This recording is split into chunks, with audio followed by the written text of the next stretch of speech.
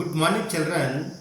ఈరోజు దీర్ఘచతురస్రం రెక్టాంగిల్కి సంబంధించి ఒక మంచి లెక్కను చూద్దాం.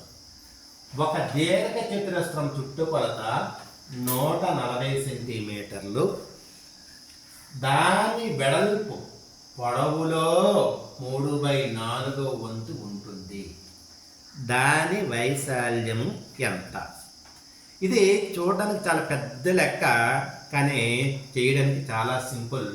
చూడండి, దాని వెడల్పు పొడవులో అన్నాడు కాబట్టి ఈ పొడవు 4 తీసుకుంటాము, వెడల్పు 3 భాగాలు తీసుకుంటాం. ఇది 4 భాగాలు, ఇది 4 భాగాలు, ఇది 3 భాగాలు, ఇది 3 భాగాలు. ఎంత అయింది? 14 భాగాలు. అంటే దాని యొక్క చుట్టుకొలత 14 భాగాలు. 14 భాగాలకి ఎంత ఇచ్చాడు? 140 సెంటీమీటర్లు ఇచ్చాడు. అంటే ఒక భాగం ఎంత అవుతుంది? 10 సెంటీమీటర్లు అవుతుంది. పొడవు 4 పదులు 40 సెంటీమీటర్లు, వెడల్పు 3 పదులు 30 సెంటీమీటర్లు. వైశాల్యం ఏమన్నా కాబట్టి పొడవు ఇంటూ వెడల్పు 40 సెంటీమీటర్లు ఇంటూ 30 సెంటీమీటర్లు, that equal to 1200 square centimetres. ఇది సింపుల్ ట్రిక్. ఇప్పుడు ఏ ఆన్సర్ ఇచ్చాడో చూద్దాం. A 1200 square centimetres, B 120 square centimetres, C 500 square centimetres, D 200 square centimetres. ఏమిచ్చాడు? దీర్ఘచతురస్రం చుట్టుకొలత 140 సెంటీమీటర్. కండిషన్ ఏంటి? దాని వెడల్పు పొడవులో 3/4 వంతు అన్నాడు. అంటే పొడవు అనేది తెలిస్తే కానీ వెడల్పు తెలియదు. సో పొడవును ఏమనుకుంటాం మనము? ఎక్స్ సెంటీమీటర్లనే అనుకుంటాం. ఓకేనండి, ఎక్స్ సెంటీమీటర్. వెడల్పు ఏమవుతుంది?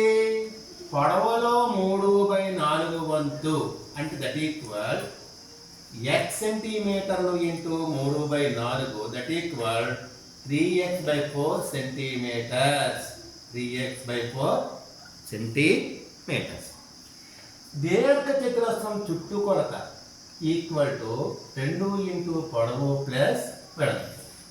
చుట్టుకొలత 140 సెంటీమీటర్లు ఈక్వల్ టు 2 ఇంటూ పొడవు x సెంటీమీటర్స్, వెడల్పు 3x/4 సెంటీమీటర్స్ చేసుకున్నాం.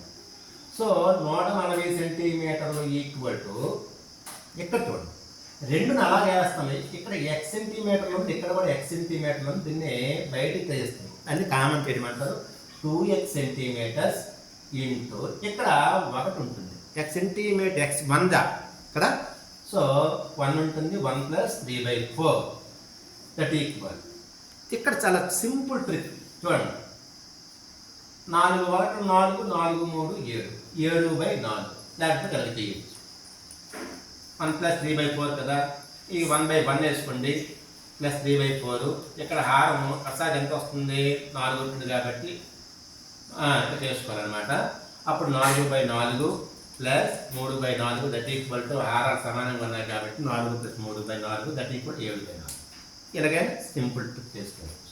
సో 140 సెంటీమీటర్లు equal to 2x centimetres into 7/4. 140 centimetres equal to 7 × 14x/4. ఓకేనండి.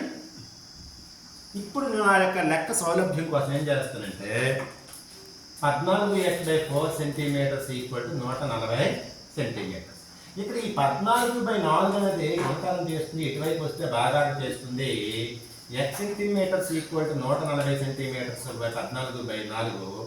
ఇప్పుడు ఏం చేస్తుందంటే ఈ 14/4 భాగాలు చేస్తుంది కదా, ఇక్కడ ఇంటూ రావాలంటే ఈ భిన్నాన్ని తిరగవేత్తేయాలి. సో 140 సెంటీమీటర్లు ఇంటూ 4/14. 14 14 14 10. సో 14 40 సెంటీమీటర్లు. అంటే ఎక్స్ సెంటీమీటర్లు అంటే ఏంటి? పొడవు